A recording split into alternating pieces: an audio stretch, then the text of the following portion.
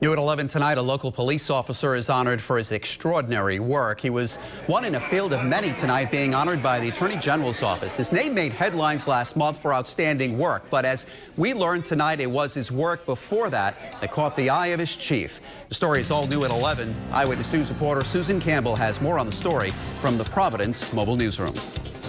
You may remember the name Daniel Sirignano. He's the Providence police officer who discovered a 2-year-old wandering city streets alone last month. It was later discovered that little boy was the same 2-year-old who had triggered an Amber Alert after a double murder in Johnston. Well, now we've learned that patrolman has a long history of impressive police work. When deadly shots rang out outside of Monet Lounge in August of 2012, patrolman Daniel Sirignano responded. He found 2 people suffering from gunshot wounds and helped make 2 arrests on the scene. A year later, he rescued a 2-year-old boy who had been kidnapped from his home after his mother and sister were killed in Johnston. In between, he's taken guns off the streets and arrested some hardened criminals.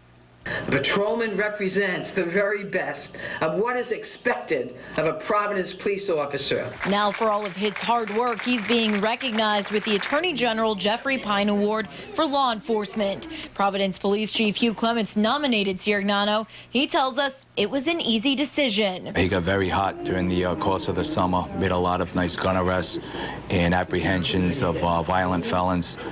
He just exemplifies what a good young Providence police officer is all about.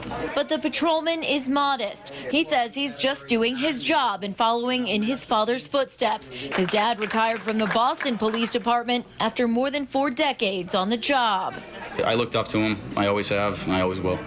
Several other people and groups were recognized at the Justice Awards. They include North Kingstown Police Chief Thomas Mulligan for his work to take synthetic drugs off the streets, and Trinity Repertory Company for its collaboration with survivors of domestic violence.